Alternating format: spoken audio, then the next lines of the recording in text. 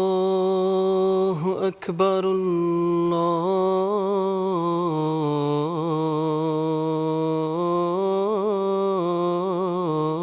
الله أكبر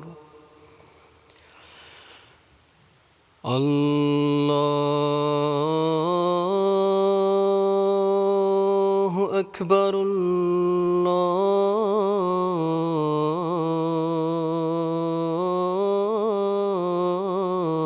الله أكبر أشهد أن لا إله إلا الله أشهد أن لا إله إلا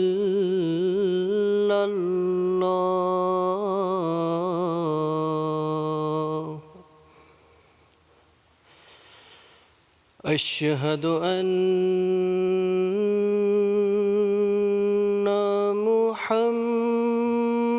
محمدًا رسول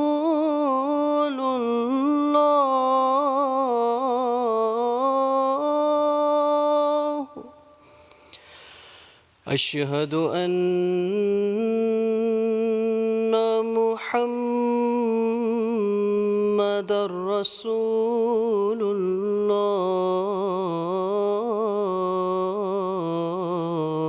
الله حي على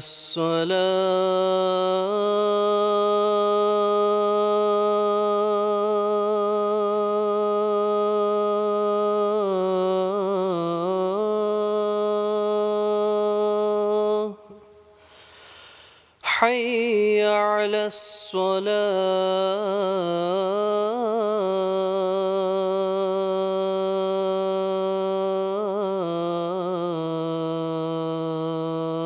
الصلاة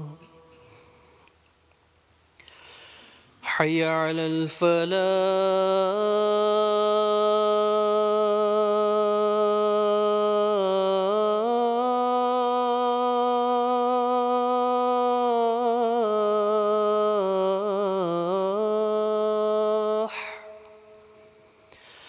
حي على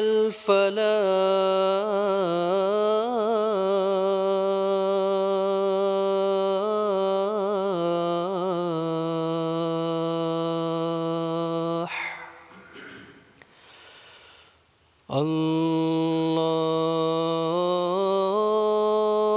الله أكبر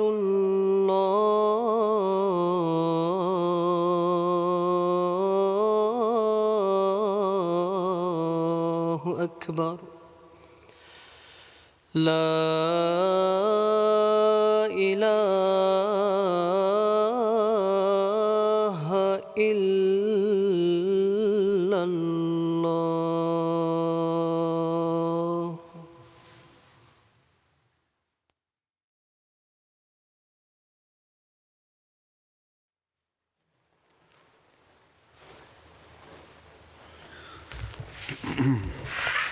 السلام علیکم ورحمۃ اللہ.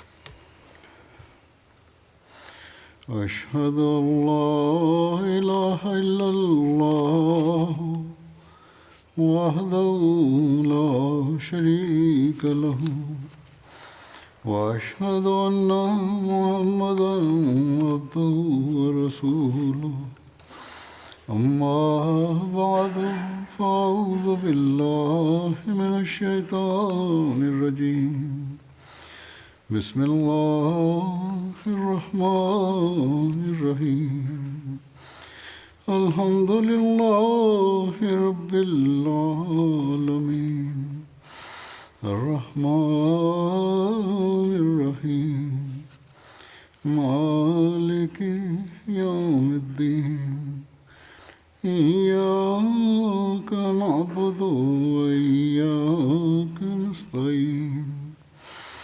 اهدنا الصراط المستقيم صراط الذين أنعمت عليهم غير المغضوب عليهم ولا الضالين.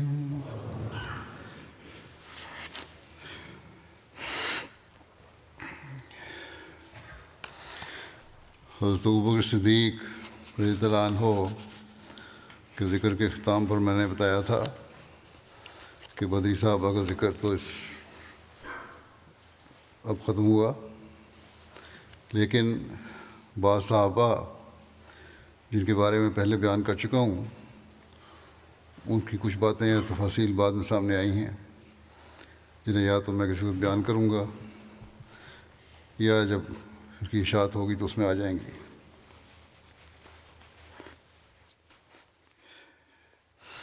بعض لوگ لکھ رہے ہیں کہ ہمیں بہت فائدہ ہوا اس تاریخ کو سن کر، خطبات میں بھی حصہ بیان ہو جائے، اس لیے میں نے مناسب سمجھا کہ اسے بھی چند خطبات میں بیان کر دوں تاکہ اس ذریعے سے بھی لوگوں کو علم میں یہ باتیں آ جائیں اور زیادہ سے زیادہ لوگ سن سکیں۔ بہرحال اس ضمن میں پہلا ذکر حضرت حمزہ کا ہے۔ آپ حضرت صلی اللہ علیہ وسلم کے چچا تھے اور آپ کے بہت پیارے تھے، جس کا اظہار آپ صلی اللہ علیہ وسلم مختلف باتوں اور حضرت حمزہ کی شہادت سے ہوتا ہے۔ اس وقت کیا رد عمل تھا حضرت صلی اللہ علیہ وسلم کا، ہو سکتا ہے بعض باتیں اجمالاً دوبارہ بھی دہرائی جائیں۔ روایت میں آتا ہے کہ نبی کریم صلی اللہ علیہ وسلم کو حمزہ نام بہت پسند تھا۔ حضرت جابر بن عبداللہ رضی اللہ عنہما بیان کرتے ہیں کہ ہم میں سے ایک آدمی کے گھر لڑکا پیدا ہوا تو انہوں نے پوچھا ہم اس کا نام کیا رکھیں؟ نبی کریم صلی اللہ علیہ وسلم نے فرمایا اس کا نام حمزہ بن عبد المطلب کے نام پر رکھو، جو کہ مجھے سب ناموں سے زیادہ پسندیدہ ہے۔ حضرت حمزہ کی ازواج اور اولاد کے متعلق طبقات الکبریٰ میں لکھا ہے کہ حضرت حمزہ کی ایک شادی ملہ بن مالک جو کہ قبیلہ اوس سے تعلق رکھتے تھے ان کی بیٹی سے ہوئی، جن سے یعلا اور عامر پیدا ہوئے۔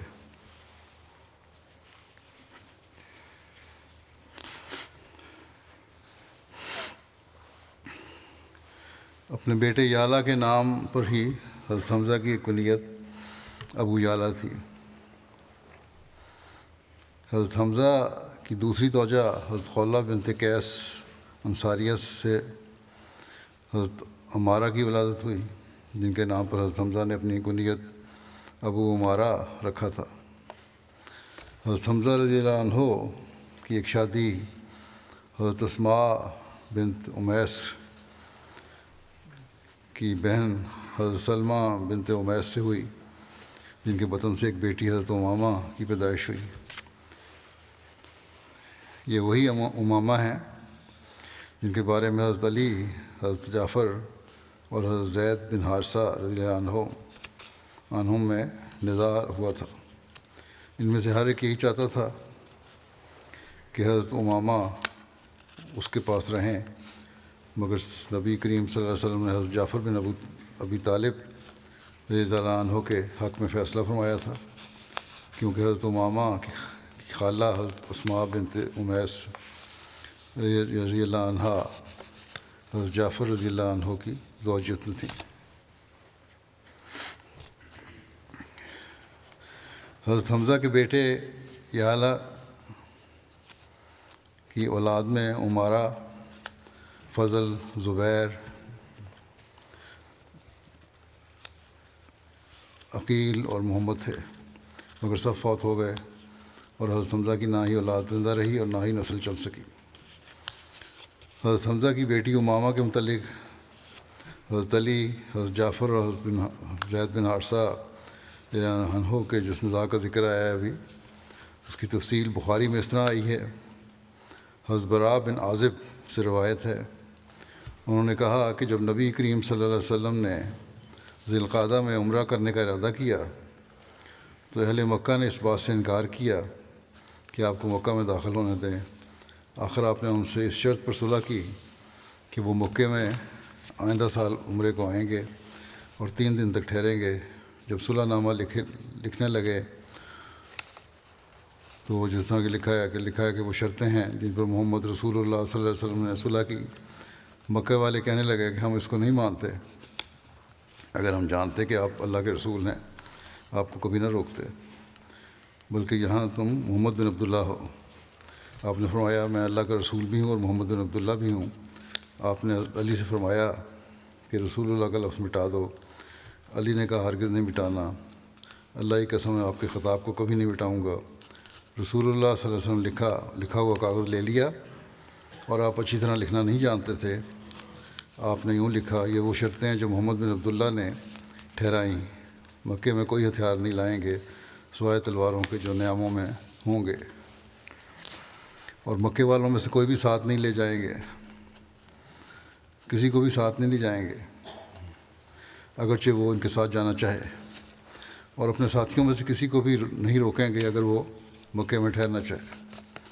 خیر جب معاہدے کے مطابق آپ آئندہ سال مکے میں داخل ہوئے اور مدت ختم ہو گئی تو قریش حضرت علی کے پاس آئے اور کہنے لگے کہ اپنے ساتھی یعنی محمد صلی اللہ علیہ وسلم سے کہو کہ اب یہاں سے چلے جائیں کیونکہ مقررہ مدت گزر چکی ہے۔ چنانچہ نبی صلی اللہ علیہ وسلم وہاں سے روانہ ہو گئے۔ حضرت حمزہ کی بیٹی آپ کے پیچھے آئی جو پکار رہی تھی کہ اے چچا اے چچا۔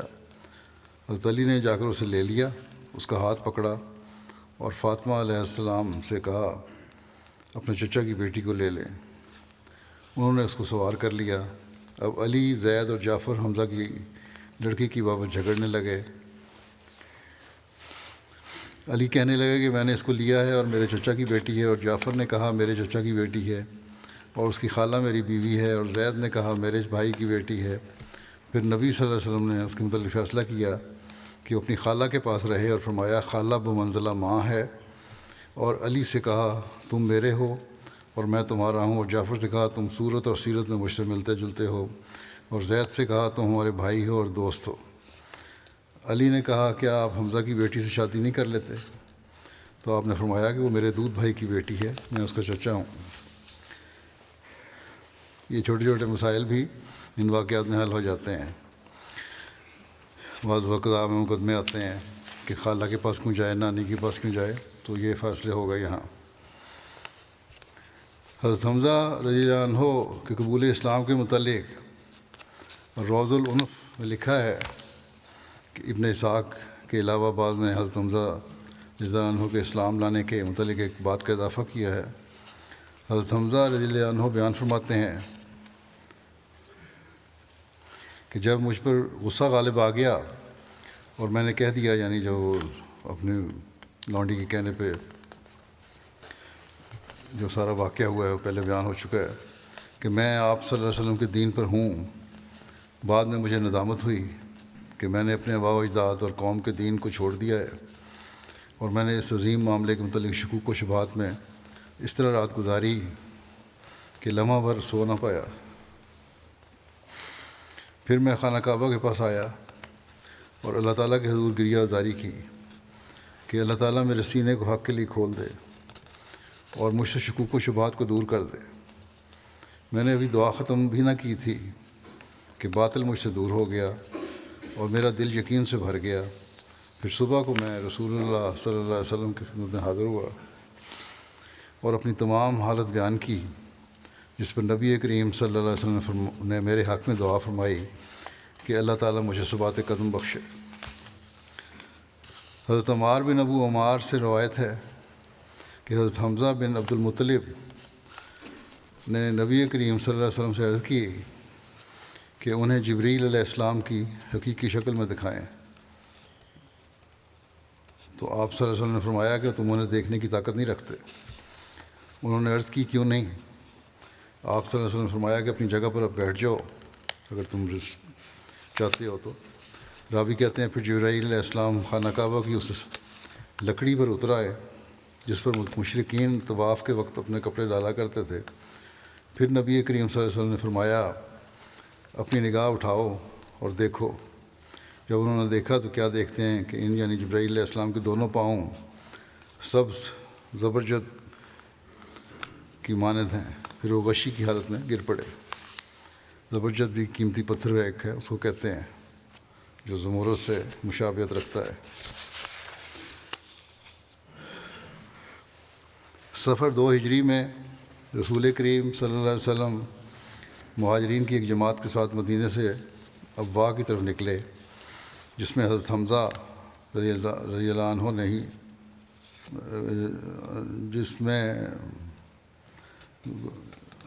حضرت حمزہ کی کوئی شرکت کی توفیق ملی۔ اس غزوے میں آپ صلی اللہ علیہ وسلم کا جھنڈا حضرت حمزہ رضی اللہ عنہ نے ہی اٹھایا ہوا تھا، جو کہ سفید رنگ کا تھا۔ آپ صلی اللہ علیہ وسلم نے اپنے پیچھے حضرت ابو سعد رضی اللہ عنہ، یا ایک روایت کے مطابق حضرت سعد بن عبادہ رضی اللہ عنہ کو مدینہ کا امیر مقرر فرمایا۔ اس سفر میں لڑائی کی نوبت نہیں آئی اور بنو زمرہ کے ساتھ صلح کا معاہدہ طے پا گیا۔ یہ پہلا غزوہ تھا جس میں رسول کریم صلی اللہ علیہ وسلم نے بنفس نفیس شرکت کی۔ اس غزوے کا دوسرا نام ودان بھی ہے۔ اس بارے میں حضرت مرزا بشیر احمد صاحب نصیحت خاتون النبیین میں لکھا ہے کہ جہاد بالسیف کی اجازت ہجرت کے دوسرے سال ماہ سفر میں نازل ہوئی، کیونکہ قریش کے خونی ارادوں اور ان کی خطرناک کارروائیوں کے مقابلے میں مسلمانوں کو محفوظ رکھنے کے لیے فوری کارروائی کی ضرورت تھی۔ اس لیے آپ اسی ماہ میں مہاجرین کی ایک جماعت کو ساتھ لے کر اللہ تعالیٰ کا نام لیتے ہوئے مدینہ سے نکل کھڑے ہوئے۔ روانگی سے قبل آپ صلی اللہ علیہ وسلم نے اپنے پیچھے مدینہ میں سعد بن عبادہ رئیس خزرج کو امیر مقرر فرمایا اور مدینہ سے جنوب مغرب کی طرف مکہ کے راستے پر روانہ ہو گئے اور بالآخر مقام ودان تک پہنچے۔ اس علاقے میں قبیلہ بنو زمرہ کے لوگ آباد تھے۔ یہ قبیلہ بنو کنانہ کے ایک شاخ تھا، اور اس طرح گویا یہ لوگ قریش کے چچا بھائی تھے۔ یہاں پہنچ کر حضرت صلی اللہ علیہ وسلم نے قبیلہ بنو زمرہ کے رئیس کے ساتھ بات چیت کی اور باہم رضامندی سے آپس میں ایک معاہدہ ہو گیا، جس کی شرطیں یہ تھیں کہ بنو زمرہ مسلمانوں کے ساتھ دوستانہ تعلقات رکھیں گے اور مسلمانوں کے خلاف کسی دشمن کی مدد نہیں کریں گے، اور جب حضرت صلی اللہ علیہ وسلم ان کو مسلمانوں کی مدد کے لیے بلائیں گے تو فوراً آ جائیں گے۔ دوسری طرف آپ نے مسلمانوں کی طرف سے یہ عہد کیا کہ مسلمان قبیلہ بنو زمرہ کے ساتھ دوستانہ تعلقات رکھیں گے اور بوقت ضرورت ان کی مدد کریں گے۔ یہ معاہدہ باقاعدہ لکھا گیا اور فریقین کے اس پر دستخط ہوئے، اور 15 دن کی غیر حاضری کے بعد حضرت صلی اللہ علیہ وسلم تشریف لے آئے۔ غزوہ ودان کا دوسرا نام غزوہ ابوا بھی ہے، کیونکہ ودان کے قریب ہی ابوا کی بستی بھی ہے، اور یہ مقام جہاں حضرت صلی اللہ علیہ وسلم کی والدہ ماجدہ کا انتقال ہوا تھا، یہ وہ مقام ہے۔ مورخین لکھتے ہیں کہ حضرت صلی اللہ علیہ وسلم کو اس غزوے میں بنو زمرہ کے ساتھ قریش مکہ کا بھی خیال تھا۔ اس کا مطلب یہی ہے کہ دراصل آپ کی یہ مہم قریش کی خطرناک کارروائیوں کے سد باب کے لیے تھی، اور اس میں زہریلے اور خطرناک اثر کا ازالہ مقصود تھا، جو قریش کے قافلے وغیرہ مسلمانوں کے خلاف قبائل عرب میں پیدا کر رہے تھے، اور جس کی وجہ سے مسلمانوں کی حالت ان ایام میں بہت نازک ہو رہی تھی۔ بعض حضرت حمزہ نے اس غزوے میں جھنڈا اٹھایا ہوا تھا وسلم کا۔ جمادی الاولیٰ 2 ہجری میں پھر قریش مکہ کی طرف سے کوئی خبر پا کر آپ صلی اللہ علیہ وسلم مہاجرین کی ایک جماعت کے ساتھ، جن کی تعداد 150 یا 200 بیان ہوئی ہے، مدینہ سے عشیرہ کی طرف نکلے اور اپنے پیچھے اپنے رضائی بھائی ابو سلمہ بن عبد الاسد کو امیر مقرر فرمایا۔ اس غزوے میں بھی نبی کریم صلی اللہ علیہ وسلم کا سفید رنگ کا جھنڈا حضرت حمزہ رضی اللہ عنہ نے اٹھایا ہوا تھا۔ اس غزوے میں آپ کئی چکر کاٹتے ہوئے بالآخر ساحل سمندر کے قریب جنبو کے پاس مقام عشیرہ پہنچے، اور گو قریش کے ساتھ مقابلہ نہیں ہوا، مگر اس میں آپ نے قبیلہ بنو مدلج کے ساتھ انہی شرائط پر بنو زمرہ کے ساتھ تھیں ایک معاہدہ طے فرمایا اور پھر واپس تشریف لے آئے۔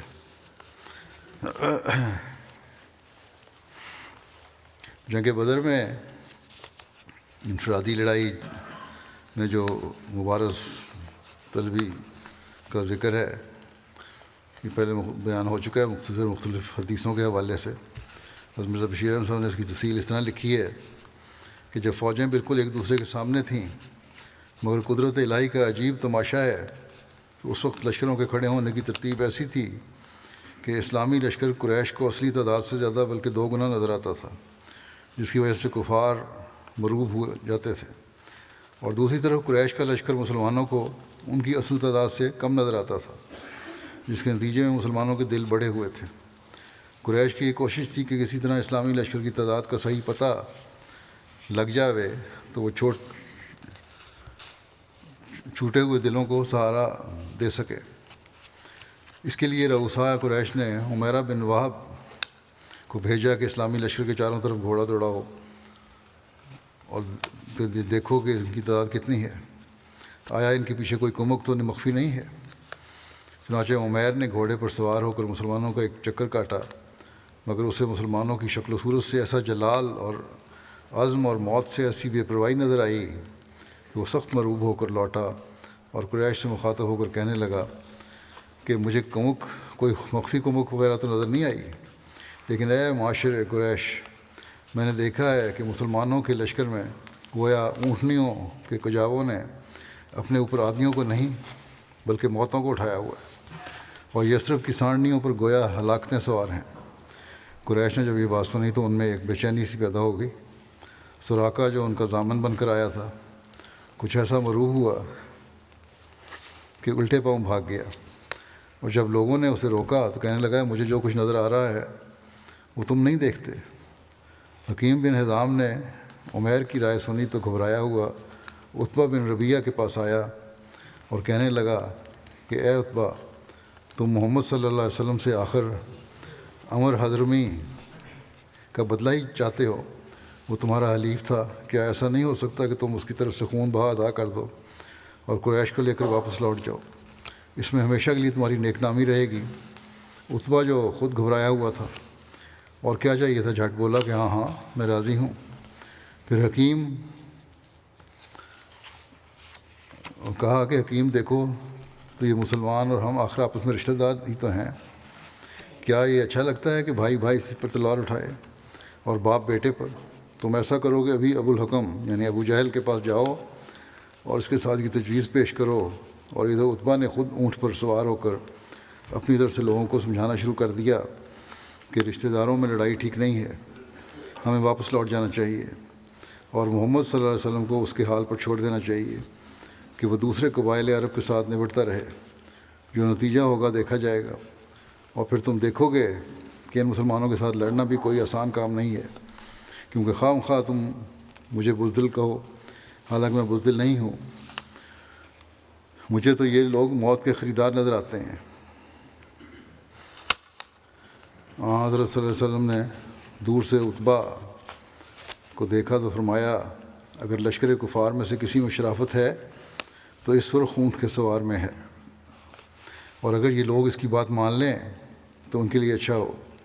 لیکن جب حکیم بن حزام ابو جہل کے پاس آیا اور اس سے یہ تجویز بیان کی تو وہ فرعون امت بھلا ایسا باتوں میں کب آنے والا تھا، چھوٹتے ہی بولا کہ اچھا اب عتبہ کو اپنے سامنے اپنے رشتہ دار نظر آنے لگے ہیں۔ اور پھر اس نے عمر حضرمی کے بھائی عامر حضرمی کو بلا کر کہا کہ تم نے سنا کہ تمہارا حلیف عتبہ کیا کہتا ہے، اور وہ بھی اس وقت جب کہ تمہارے بھائی کا بدلہ گویا ہاتھ میں آیا ہوا ہے۔ عامر کی آنکھوں میں خون اتر آیا اور اس نے عرب کے قدیم دستور کے مطابق اپنے کپڑے پھاڑ کر اور ننگا ہو کر چلانا شروع کیا کہ ہائے افسوس میرا بھائی بغیر انتقام کے رہا جاتا ہے، ہائے افسوس میرا بھائی بغیر انتقام کے رہا جاتا ہے۔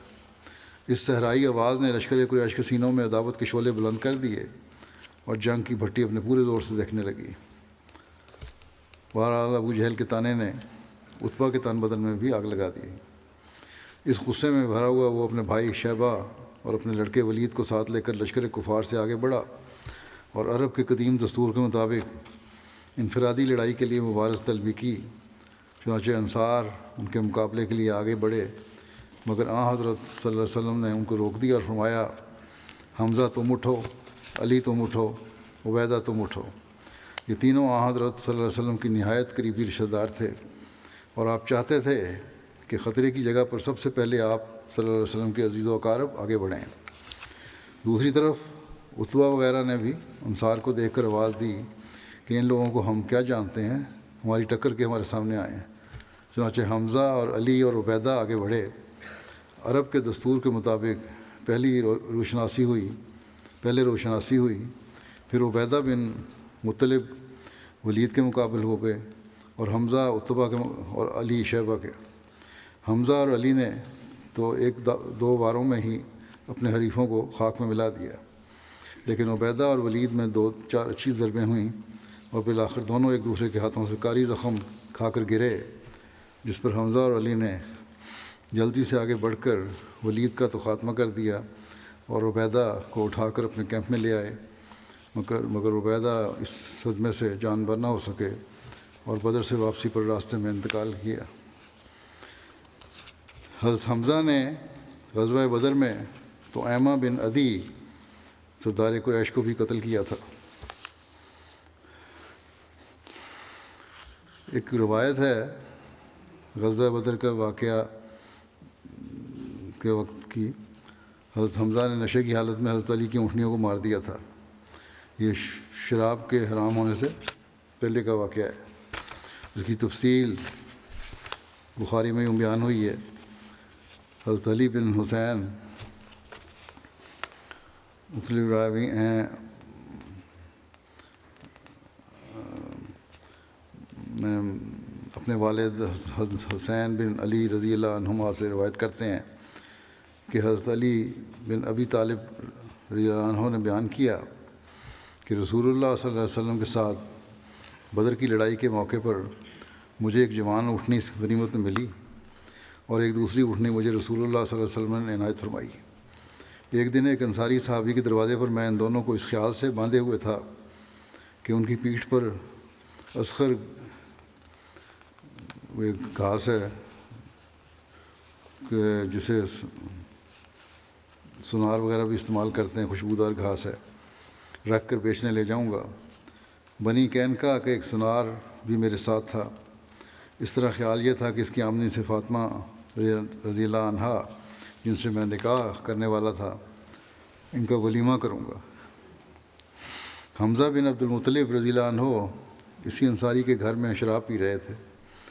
ان کے ساتھ ایک گانے والی بھی تھی۔ اس نے جب یہ مصرع پڑھا کہ ہاں اے حمزہ اٹھو، حربہ جوان اونٹنیوں کی طرف بڑھو، حمزہ رضی اللہ عنہ جوش میں تلوار لے کر اٹھے اور دونوں اونٹنیوں کے کوہان چیر دیے، ان کے پیٹ پھاڑ ڈالے اور ان کی کلیجی نکال لی۔ ابن جریج نے بیان کیا کہ میں نے ابن شہاب سے پوچھا کہ کیا کوہان بھی کا گوشت بھی کاٹ لیا؟ انہوں نے بیان کیا کہ ان دونوں کے کوہان بھی کاٹ لیے اور انہیں لے گئے۔ ابن شہاب نے بیان کیا کہ حضرت علی رضی اللہ عنہ نے فرمایا، مجھے یہ دیکھ کر بڑی تکلیف ہوئی۔ پھر میں نبی کریم صلی اللہ علیہ وسلم کی خدمت میں حاضر ہوا۔ آپ کی خدمت میں اس وقت زید بن حارثہ رضی اللہ عنہ بھی موجود تھے۔ میں نے آپ کو اس واقعے کی اطلاع دی تو آپ تشریف لائے۔ ریاض رضی اللہ عنہ بھی آپ کے ساتھ ہی تھے اور میں بھی آپ کے ساتھ تھا۔ حضور صلی اللہ علیہ وسلم جب حمزہ رضی اللہ عنہ کے پاس پہنچے اور آپ صلی اللہ علیہ وسلم نے خفگی کا اظہار فرمایا تو حضرت حمزہ نے نظر اٹھا کر دیکھا، نشے کی حالت میں تھے۔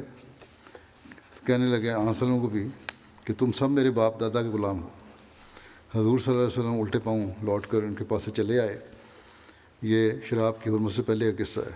انہوں نے کہا ایسی حالت میں بہتر ہے کہ اس سے بات نہ کی جائے، لیکن بعد میں بہرحال دیکھ لیں کہ جب شراب کی حرمت ہو گئی تو پھر اس کے نزدیک بھی یہ لوگ نہیں گئے۔ یہ معیار تھا صحابہ کا اللہ تعالیٰ کے حکموں کو ماننے کا، مٹکے توڑ دیے فوری طور پر۔ یہ نہیں کہ کہا کہ ہم آہستہ آہستہ چھوڑ دیں گے، جیسا کہ آج کل لوگ کہتے ہیں نشے کی عادت تو پہلے نشے میں پڑ جاتے ہیں، جو ویسی غلط کام ہے، ممنوع ہے اسلام میں، اور پھر کہتے ہیں آہستہ آہستہ چھوڑ دیں گے، ہمیں مہلت دیجیے۔ بہرحال یہ ایک واقعہ ہے جو اس وقت تھا، اور پھر اس کے بعد ان کے قربانی کے معیار بھی بڑھتے چلے گئے۔ یقیناً حضرت حمزہ کو اس کے بعد شرمندگی بھی ہوئی ہوگی، کیا کہا انہوں نے۔ غزوہ بدر کے بعد جب بنو قینقاع کی مہم درپیش تھی تو اس میں بھی حضرت حمزہ رضی اللہ عنہ پیش تھے۔ اس غزوے میں بھی نبی کریم صلی اللہ علیہ وسلم کا جھنڈا حضرت حمزہ رضی اللہ عنہ نے ہی اٹھایا ہوا تھا۔ یہ جھنڈا سفید رنگ کا تھا۔ اس کی تفصیل حضرت مرزا بشیر احمد صاحب نے اس طرح لکھی ہے کہ جس وقت حضرت صلی اللہ علیہ وسلم مکے سے ہجرت کر کے مدینہ میں تشریف لائے، اس وقت مدینہ میں یہود کے 3 قبائل آباد تھے۔ ان کے نام بنو قینقاع، بنو نذیر اور بنو قریظہ تھے۔ حضرت صلی اللہ علیہ وسلم نے مدینہ میں آتے ہی ان قبائل کے ساتھ امن و امان کے معاہدے کر لیے اور آپس میں صلح اور امن کے ساتھ رہنے کی بنیاد ڈالی۔ معاہدے کی روح سے فریقین اس بات کے ذمہ دار تھے کہ مدینہ میں امن و امان قائم رکھیں، اور اگر کوئی بیرونی دشمن مدینہ پر حملہ آور ہو تو سب مل کر اس کا مقابلہ کریں۔ شروع میں تو یہود اس معاہدے کے پابند رہے، اور کم از کم ظاہری طور پر انہوں نے مسلمانوں کے ساتھ کوئی جھگڑا پیدا نہیں کیا۔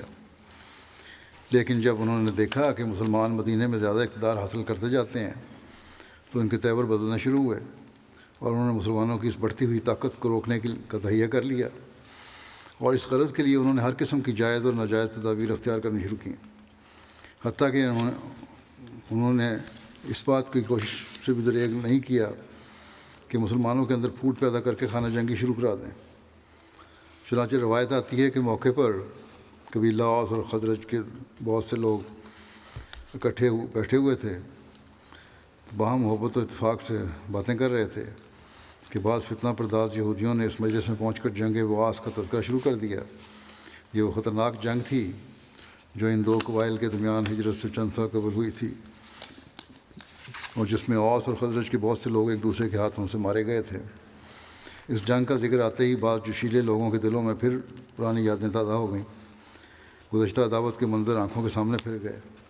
نتیجہ یہ ہوا کہ باہم نوک جھونک اور تان و تشنیع سے گزر کر نوبت یہاں تک پہنچ گئی کہ اسی مجلس میں مسلمانوں کے اندر تلوار کھنچ گئی، مگر خیر گزری کہ حضرت صلی اللہ علیہ وسلم کو بروقت اس کی اطلاع مل گئی، اور آپ مہاجرین کی ایک جماعت کے ساتھ فوراً موقع پر تشریف لے آئے اور فریقین کو سمجھا بجھا کے ٹھنڈا کیا، اور پھر ملامت بھی فرمائی کہ تم میرے ہوتے ہوئے جاہلیت کا طریقہ اختیار کرتے ہو اور خدا کی اس نعمت کی قدر نہیں کرتے کہ اس نے اسلام کے ذریعے تمہیں بھائی بھائی بنا دیا۔ انصار پر آپ کی اس نصیحت کا ایسا اثر ہوا کہ ان کی آنکھوں سے آنسو جاری ہو گئے، اور وہ اپنی اس حرکت سے طائب ہو کر ایک دوسرے سے بغل گیر ہو گئے۔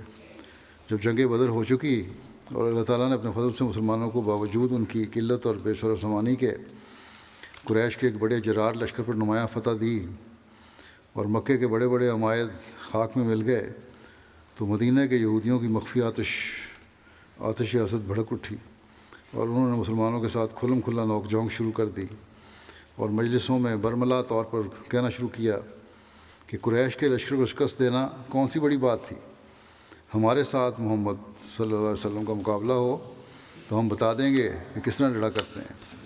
حتیٰ کہ ایک مجلس میں انہوں نے حضرت صلی اللہ علیہ وسلم کے منہ پر اس قسم کے الفاظ کہے۔ چنانچہ روایت آتی ہے کہ جنگ بدر کے بعد جب حضرت صلی اللہ علیہ وسلم مدینہ شریف لائے تو آپ نے ایک دن یہودیوں کو جمع کر کے ان کو نصیحت فرمائی اور اپنا دعویٰ پیش کر کے اسلام کی طرف دعوت دی۔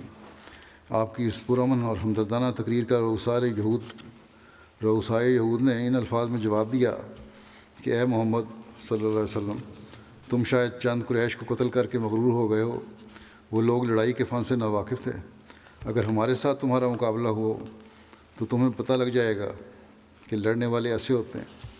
یہود نے صرف عام دھمکی پر اکتفا نہیں کیا، بلکہ ایسا معلوم ہوتا ہے کہ انہوں نے حضرت صلی اللہ علیہ وسلم کے قتل کے منصوبے بھی شروع کر دیے تھے، کیونکہ روایت آتی ہے کہ جب ان دنوں میں طلحہ بن برا جو ایک مخلص صحابی تھے فوت ہونے لگے تو انہوں نے وصیت کی کہ اگر میں رات کو مروں تو نماز جنازہ کے لیے حضرت صلی اللہ علیہ وسلم کو اطلاع نہ دی جاوے، تا ایسا نہ ہو کہ میری وجہ سے آپ پر یہود کی طرف سے کوئی حادثہ گزر جاوے۔ الغرض جنگ بدر کے بعد یہود نے کھلم کھلا شرارت شروع کر دی، اور چونکہ مدینہ کے یہود میں بنو قینقاع سب میں زیادہ طاقتور اور بہادر تھے، اس لیے سب سے پہلے انہی کی طرف سے شکنی شروع ہوئی۔ چنانچہ مورخین لکھتے ہیں کہ مدینہ کے یہودیوں میں سب سے پہلے بنو قینقاع نے اس معاہدے کو توڑا جو ان کے اور حضرت صلی اللہ علیہ وسلم کے درمیان ہوا تھا، اور بدر کے بعد انہوں نے بہت سرکشی شروع کر دی اور برملات اور بغض و حسد کا اظہار کیا اور عہد و پیمان کو توڑ دیا، مگر باوجود اس قسم کی باتوں کے مسلمانوں نے اپنے آقا کی ہدایت کے متحد ہر طرح سے صبر سے کام لیا اور اپنی طرف سے کوئی پیش دستی نہیں ہونے دی، بلکہ حدیث میں آتا ہے کہ اس معاہدے کے بعد یہود کے ساتھ جو ہوا تھا حضرت صلی اللہ علیہ وسلم خاص طور پر یہود کی دلداری کا خیال رکھتے تھے۔ چنانچہ ایک دفعہ ایک مسلمان اور ایک یہودی میں کچھ اختلاف ہو گیا۔ حضرت موسیٰ کی تمام انبیاء پر فضیلت بیان کی، صحابی کو اس پر غصہ آیا اور اس نے یہودی کے ساتھ کچھ سختی کی اور حضرت صلی اللہ علیہ وسلم کو افضل الرسول بیان کیا۔ جب حضرت صلی اللہ علیہ وسلم کو اس واقعے کی اطلاع ہوئی تو آپ ناراض ہوئے اور اس صحابی کو ملامت فرمائی اور کہا کہ تمہارا یہ کام نہیں کہ تم خدا کے رسولوں کی ایک دوسرے پر فضیلت بیان کرو۔ پھر آپ نے موسیٰ کی ایک جزوی فضیلت بیان کر کے یہودی کی دلداری فرمائی، مگر باوجود اس دلدارانہ سلوک کے یہودی اپنی شرارت میں ترقی کرتے گئے اور بالآخر یہود کی طرف سے ہی جنگ کا باعث پیدا ہوا اور ان کی قلبی عداوت ان کے سینوں میں سما نہ سکی، اور یہ اس طرح پر ہوا کہ ایک مسلمان خاتون بازار میں ایک یہودی کی دکان پر کچھ سودا خریدنے کے لیے گئی۔ بعض شریر یہودیوں نے جو اس وقت اس دکان پر بیٹھے ہوئے تھے اسے نہایت اوباشانہ طریق پر چھیڑا، اور خود دکاندار نے شرارت کی کہ اس عورت کی تہہ بند کے نچلے کونے کو اس کی بے خبری کی حالت میں کسی کانٹے وغیرہ سے اس کی پیٹھ کے کپڑے سے ٹانگ دیا۔ نتیجہ یہ ہوا کہ جب وہ عورت ان کے اوباشانہ طریق کو دیکھ کر وہاں سے اٹھ کر لوٹنے لگی تو وہ ننگی ہو گئی۔ اس پر اس یہودی دکاندار اور اس کے ساتھیوں نے زور سے کہکا لگایا اور ہنسنے لگے۔ مسلمان خاتون نے شرم کے مارے ایک چیخ ماری اور مدد چاہی۔ اتفاق سے ایک مسلمان اس وقت قریب موجود تھا، وہ لپک کر موقع پر پہنچا اور باہم لڑائی میں یہودی دکاندار مارا گیا، جس پر چاروں طرف سے اس مسلمان پر تلواریں برس پڑیں اور وہ غیور مسلمان وہیں ڈھیر ہو گیا۔ مسلمانوں کو اس واقعے کا علم ہوا تو غیرت قومی سے ان کی آنکھوں میں خون اتر آیا، اور دوسری طرف یہودی جو اس واقعے کو لڑائی کا بہانہ بنانا چاہتے تھے ہجوم کر کے اکٹھے ہو گئے اور ایک بلوے کی صورت پیدا ہو گئی۔ حضرت صلی اللہ علیہ وسلم کو اطلاع ہوئی تو آپ نے رؤسائے بنو قینقاع کو جمع کر کے کہا یہ طریق اچھا نہیں، تم ان شرارتوں سے باز آ جاؤ اور خدا سے ڈرو۔ انہوں نے بجائے اس کے کہ اظہار افسوس اور ندامت کرتے اور معافی کے طالب بنتے، سامنے سے نہایت متمردانہ جواب دیے اور پھر وہی دھمکی دہرائی کہ بدر کی فتح پر غرور نہ کرو، جب ہم سے مقابلہ ہوگا تو پتہ لگ جائے گا کہ لڑنے والے ایسے ہوتے ہیں۔ ناچار آپ صحابہ کی ایک جمعیت کو ساتھ لے کر بنو قینقاع کے قلعوں کی طرف روانہ ہو گئے۔ اب یہ آخری موقع تھا کہ وہ اپنے افعال پر پشیمان ہوتے، مگر سامنے سے جنگ پر آمادہ ہو گئے وہ بھی۔ الغرض جنگ کا اعلان ہو گیا اور اسلام اور یہودیت کی طاقتیں ایک دوسرے کے مقابلے پر نکل آئیں۔ اس زمانے کے دستور کے مطابق جنگ کا ایک طریقہ یہ تھا کہ قلعوں میں محفوظ ہو جاتے تھے اور محاصرہ ہو جاتا تھا، مخالف فریق قلعے کا محاصرہ کر لیتا تھا اور پھر گائے گائے ایک دوسرے پہ حملے ہوتے رہتے تھے، حتیٰ کہ یا تو محاصرہ کرنے والے فوج قلعے پر قبضہ کرنے سے مایوس ہو کر محاصرہ اٹھا لیتی تھی، یا محصورین کی فتح سمجھی جاتی تھی اور یہ محصورین کی فتح سمجھی جاتی تھی، اور یا محصورین مقابلہ کی تاب نہ لا کر قلعے کا دروازہ کھول کر اپنے آپ کو فاتحین کے سپرد کر دیتے تھے۔ اس موقع پر بھی بنو قینقاع نے یہی طریق اختیار کیا اور اپنے قلعوں میں بند ہو کر بیٹھ گئے۔ حضرت صلی اللہ علیہ وسلم نے ان کا محاصرہ کیا۔ 15 دن تک برابر محاصرہ جاری رہا، بالآخر جب بنو قینقاع کا سارا زور اور غرور ٹوٹ گیا تو انہوں نے اس شرط پر اپنے قلعوں کے دروازے کھول دیے کہ ان کے اموال مسلمانوں کے ہو جائیں گے، مگر ان کی جانیں اور ان کے اہل و عیال پر مسلمانوں کا کوئی حق نہیں ہوگا۔ حضرت صلی اللہ علیہ وسلم نے اس شرط کو منظور فرمایا، کیونکہ گو موسوی شریعت کی روح سے یہ سب لوگ واجب القتل تھے اور معاہدے کی روح سے ان لوگوں پر موسوی شریعت کا فیصلہ ہی جاری ہونا چاہیے تھا، مگر اس قوم کا یہ پہلا جرم تھا، اور حضرت صلی اللہ علیہ وسلم کی رحیم و کریم طبیعت انتہائی سزا کی طرف جو ایک آخری علاج ہوتا ہے ابتدائی قدم پر مائل نہیں ہو سکتی تھی۔ لیکن دوسری طرف ایسے بدعہد اور معاند قبیلہ کا مدینہ میں رہنا بھی ایک مارے آستین کے پالنے سے کم نہ تھا، خصوصاً جب اوس اور خزرج ایک منافق گروہ سے پہلے مدینہ میں موجود تھا۔ خزرج کا ایک منافق گروہ پہلے سے مدینہ میں موجود تھا، اور بیرونی جانب سے بھی تمام عرب کی مخالفت نے مسلمانوں کا ناک میں دم کر رکھا تھا۔ ایسے حالات میں حضرت صلی اللہ علیہ وسلم کو یہی فیصلہ ہو سکتا تھا کہ بنو قینقاع مدینہ سے چلے جائیں۔ یہ سزا ان کے جرم کے مقابلے میں اور نیز اس زمانے کے حالات کو ملحوظ رکھتے ہوئے ایک بہت نرم سزا تھی، اور دراصل میں صرف خود حفاظتی کا پہلو بھی مد نظر تھا، ورنہ عرب کی خانہ بدوش اقوام کے نزدیک نقل مکانی کوئی بڑی بات نہ تھی، خصوصاً جب کسی قبیلہ کی جائیدادیں زمینوں اور باغات کی صورت میں نہ ہوں، جیسا کہ بنو قینقاع کی نہیں تھیں۔ اور پھر سارے کے سارے قبیلے کو بڑے امن و امان کے ساتھ ایک جگہ چھوڑ کر دوسری جگہ جا کر آباد ہونے کا موقع مل جاوے۔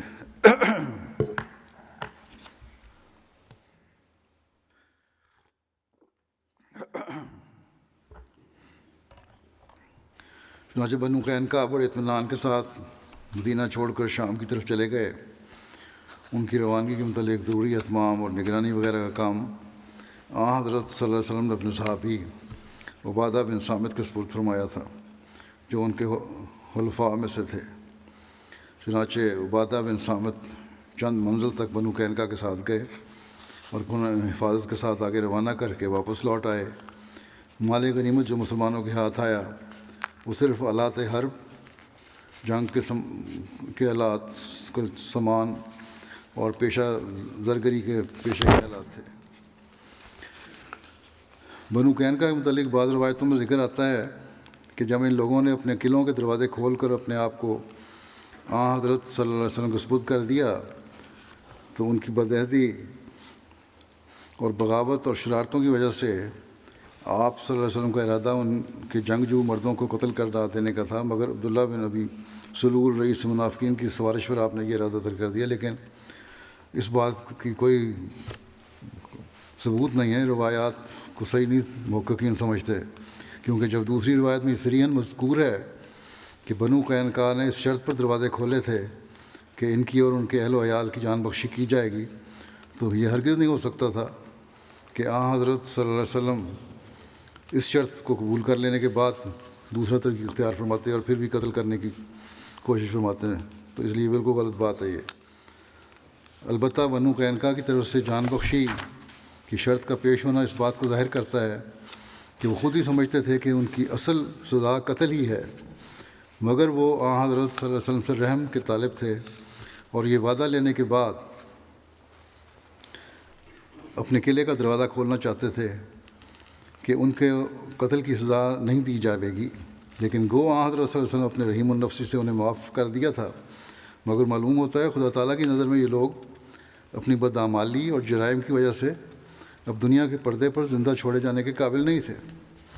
چنانچہ روایت میں آتا ہے کہ جس جگہ یہ لوگ جلا وطن ہو کر گئے وہاں انہیں ابھی 1 سال کا عرصہ بھی نہ گزرا تھا کہ ان میں کوئی ایسی بیماری پڑی کہ سارے کا سارا قبیلہ اس کا شکار ہو کر پیوند خاک ہو گیا، ختم ہو گیا۔ غزوہ بنو قینقاع ذوالحجہ 2 ہجری میں ہوا تھا۔ بہرحال حضرت حمزہ اس میں علمبردار تھے۔ حضرت حمزہ کی شہادت کے بارے میں احد میں شہید ہوئے تھے، یہ پہلے بیان ہو چکا ہے۔ اس کی خبر اللہ تعالیٰ نے پہلے ہی حضرت صلی اللہ علیہ وسلم کو بدریہ رویا دے دی تھی۔ چنانچہ حضرت انس بن مالک رضی اللہ عنہ سے روایت ہے کہ رسول کریم صلی اللہ علیہ وسلم نے رویا میں دیکھا کہ آپ صلی اللہ علیہ وسلم نے فرمایا، میں نے رویا میں دیکھا کہ ایک مینڈے کا پیچھا کر رہا ہوں اور یہ کہ میری تلوار کا کنارہ ٹوٹ گیا ہے۔ تو میں نے یہ تعبیر کی کہ قوم کے مینڈے کو قتل کروں گا، یعنی ان کے سپہ سالار کو، اور تلوار کے کنارے کی تعبیر میں نے یہ کی کہ میرے خاندان کا کوئی آدمی ہے۔ پھر حضرت حمزہ کو شہید کر دیا گیا اور رسول اللہ صلی اللہ علیہ وسلم نے طلحہ کو قتل کیا جو کہ مشرکین کا علم بردار تھا۔ حضرت حمزہ کا مسئلہ کیا گیا تھا، شکل بگاڑی گئی تھی، ناک کان کاٹے گئے تھے، ان کا پیٹ چاک کیا گیا تھا۔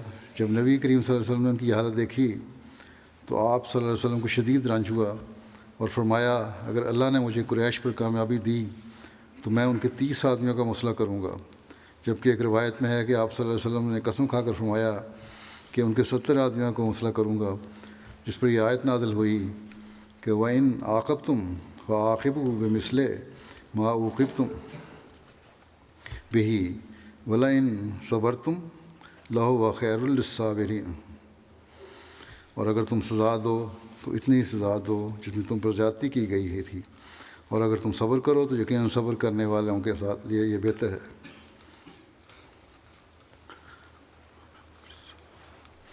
اس پر رسول اللہ صلی اللہ علیہ وسلم نے فرمایا کہ صبر کریں گے، اور اپنی قسم کو کفارہ ادا کر دیا۔ حضرت ابن عباس رضی اللہ عنہما بیان کرتے ہیں کہ رسول اللہ صلی اللہ علیہ وسلم نے فرمایا، کل رات جب میں جنت میں داخل ہوا، نظارہ دیکھا آپ نے، تو میں نے دیکھا کہ جعفر فرشتوں کے ساتھ پرواز کر رہے ہیں جبکہ حمزہ تخت پر ٹیک لگائے ہوئے ہیں۔ حضرت انس رضی اللہ عنہ سے روایت ہے کہ رسول اللہ صلی اللہ علیہ وسلم احد کے دن حضرت حمزہ کے پاس سے گزرے، ان کا ناک اور کان کاٹے گئے تھے اور مسئلہ کیا گیا تھا۔ اس پر فرمایا، اگر مجھے صفیہ کے رنج و غم کا خیال نہ ہوتا تو میں ان کو یوں ہی چھوڑ دیتا، یہاں تک کہ اللہ ان کو پرندوں اور درندوں کے پیٹوں سے ہی اٹھالتا۔ پھر آپ رضی اللہ عنہ کو ایک چادر میں کفن دیا گیا۔ حضرت صلی اللہ علیہ وسلم کا حضرت حمزہ کی شہادت اور آپ کی لاش کو دیکھ کر جذبات کا اظہار اور صبر کا نمونہ نہ صرف خود دکھانا بلکہ حضرت حمزہ کی بہن اور اپنی پھوپھی کو بھی اس کا پابند کرنا،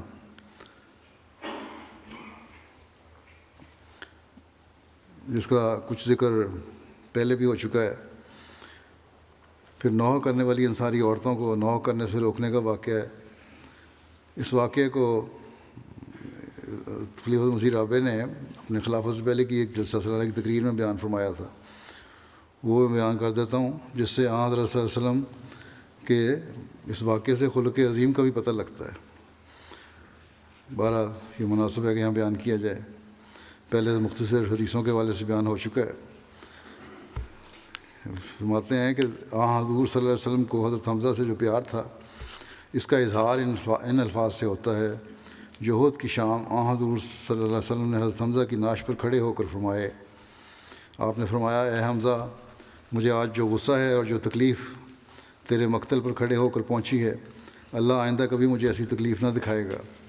اس وقت آپ کی پھوپھی حضرت صفیہ حضرت حمزہ کی بہن بھی یہ خبر سن کر وہاں چلی آئیں، تو اس خوف سے کہ کہیں صبر کا دامن ان کے ہاتھ سے نہ چھوٹ جائے، پہلے تو آپ نے انہیں ناش دیکھنے کی اجازت نہ دی، لیکن جب انہوں نے صبر کا وعدہ کیا تو اجازت فرما دی۔ بہرحال آپ حضرت حمزہ کے مقتل پر حاضر ہوئیں اور شیر خدا اور شیر رسول اپنے پیارے بھائی کی لاش اس حالت میں سامنے پڑی دیکھی کہ ظالموں نے سینہ پھاڑ کر کلیجہ نکال لیا تھا اور چہرے کے نقوش بھی بری طرح بگاڑ دیے تھے، ہر چند کے سینہ غم سے بیٹھا جاتا تھا۔ حضرت صفیہ اپنے صبر کے وعدے پر قائم رہیں اور ایک کلمہ بے صبری کا منہ سے نکلنے نہ دیا، لیکن آنسوؤں پر کسے اختیار تھا، انا للہ پڑھا اور روتے روتے وہیں بیٹھ گئیں۔ حالت یہ تھی کہ غمزدہ خاموش آنکھوں سے آنسوؤں کی جھڑی لگی ہوئی تھی۔ راوی کہتا ہے کہ حضور بھی پاس بیٹھ گئے، آپ کی آنکھوں سے بھی بے اختیار آنسو جاری ہو گئے۔ جب حضرت صفیہ کے آنسو مدھم پڑتے تو حضور صلی اللہ علیہ وسلم کے آنسو بھی مدھم پڑ جاتے، جب حضرت صفیہ کے آنسو تیز ہوتے تو حضور صلی اللہ علیہ وسلم کے آنسو بھی تیز ہو جاتے. چند منٹ اسی حالت میں گزرے. بس حضور اور اہل بیت کا نوحہ ان چند خاموش آنسوؤں کے سوا اور کچھ نہ تھا، اور یہی سنت نبوی ہے. آپ مدینہ میں اس حال میں داخل ہوئے کہ تمام مدینہ ماتم کدہ بنا ہوا تھا، اور گھر گھر سے شہدائے احد کی یاد میں نوحہ گھروں کی آوازیں بلند ہو رہی تھیں. حضور صلی اللہ علیہ وسلم نے سنا تو بڑے درد سے فرمایا، حمزہ کو تو کوئی رونے والا نہیں. حمزہ کو رونے والا ہو بھی کون سکتا ہے کہ اہل بیت کو تو صبح و شام صبر کی تلقین ہوا کرتی تھی. حضور کے اس درد بھرے فکرے کو جب بعض انصار نے سنا تو تڑپ اٹھے اور گھروں کی طرف دوڑے اور بیویوں کو حکم دیا کہ ہر دوسرا ماتم چھوڑ دو اور حمزہ پر ماتم کرو. دیکھتے دیکھتے ہر طرف سے حمزہ کے لیے آہو بکا کا ایک شور بلند ہوا اور ہر گھر حمزہ کا ماتم کدہ بن گیا. انصار بیویاں نوحہ کے پڑھتے ہوئے اور آنسو بہاتی حضور صلی اللہ علیہ وسلم کی رحمت قدے پر بھی اکٹھی ہو گئیں. حضور نے شور سن کر باہر دیکھا تو انصار بیویوں کی ایک بھیڑ لگی ہوئی تھی. حضور نے ان کی ہمدردی پر ان کو دعا دی اور شکریہ ادا کیا، لیکن ساتھ ہی فرمایا کہ مردوں پر نوحہ کرنا جائز نہیں. بس اس دن سے نوحے کی رسم متروک کر دی گئی.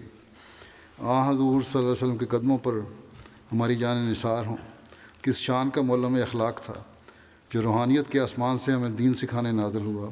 کیسا صاحب بصیرت اور زیرک تھا یہ نصیحت کرنے والا جس کی نظر انسانی فطرت کے پاتال تک اتر جاتی تھی. اگر اس وقت حضور صلی اللہ علیہ وسلم انصار بیویوں کو نوحہ کرنے سے منع فرما دیتے جب وہ اپنے شہیدوں کا نوحہ کر رہی تھیں تو شاید بعض دلوں پر یہ شاک گزرتا اور یہ صبر ان کے لیے صبر آزما ہو جاتا. لیکن دیکھو کیسے حکیمانہ انداز میں آپ نے پہلے ان کے ماتم کا رخ اپنے چچا حمزہ کی طرف پھیرا، پھر جب نوحہ سے منع فرمایا تو گویا اپنے چچا کے نوحہ سے منع فرمایا. اللہ کا انتخاب ہے. دیکھو اپنی مخلوق کے لیے کس شان کا نصیحت کرنے والا بھیجا اللہ تعالیٰ نے، جو انسانی فطرت کی باریکیوں اور لطافتوں سے خوب آشنا تھا اور اپنے غلاموں کے لطیف جذبات کا کیسا خیال رکھنے والا تھا. حضور کی حسین اداؤں پر جب نظر پڑتی ہے تو دل سینے پہ اچھلتا ہے اور فریفتہ ہونے لگتا ہے اور بے اختیار دل سے یہ بات اٹھتی ہے کہ ہماری جانیں، ہمارے اموال، ہماری اولادیں تیرے قدموں کے نثار. اے اللہ کے رسول تجھ پر لاکھوں درود اور کروڑوں سلام. اے وہ کہ جس کے حسن و احسان کا سمندر بے کنارہ تھا اور لافانی تھا. اے اللہ کے رسول تجھ پر لاکھوں درود اور کروڑوں سلام. زمین و آسمان کے واحد و یگانہ خدا کی قسم، زمین و آسمان میں اس کی تمام مخلوق میں تو واحد و یگانہ ہے، تجھ سے کوئی تھا نہ ہے نہ ہوگا. تو حمزہ کے ذکر میں حضرت صلی اللہ علیہ وسلم کے اس اسوے کا بھی ذکر ہو گیا. یہی یہاں اختتام ہے. میں اب چند جو دوسرے جو ہیں ان کا ذکر انشاءاللہ آئندہ کروں گا. پرسوں نیا سال بھی انشاءاللہ شروع ہو رہا ہے. دعائیں کریں اللہ تعالیٰ نیا سال کو برکات لے کر ان کی ساری برکات سے ہمیں نوازے. جماعت کے لیے بھی ہر لحاظ سے بابرکت ہو. دشمن کے تمام منصوبوں کو اللہ تعالیٰ خاک میں ملا دے اور دنیا میں پھیلی ہوئی جماعتوں کو اللہ تعالیٰ پہلے سے بڑھ کر اپنے مقصد پیدائش کو پورا کرنے کی توفیق عطا فرمائے. اسی طرح دنیا عمومی طور پر دعا کریں دنیا کے لیے. جنگوں سے اللہ تعالیٰ ان کو بچائے. حالات خطرناک سے خطرناک ہوتے جا رہے ہیں اور تباہی منہ کھولے کھڑی ہے. کچھ پتہ نہیں، ہر ایک اپنے مفادات چاہتا ہے. اللہ تعالیٰ ہی رحم فرمائے اور اپنے مظلوم بھائیوں کے لیے بھی بہت دعائیں کریں کہ اللہ تعالیٰ آئندہ سال میں ہر قسم کے ظلم اور تعدی سے جماعت احمدیہ کو محفوظ رکھے.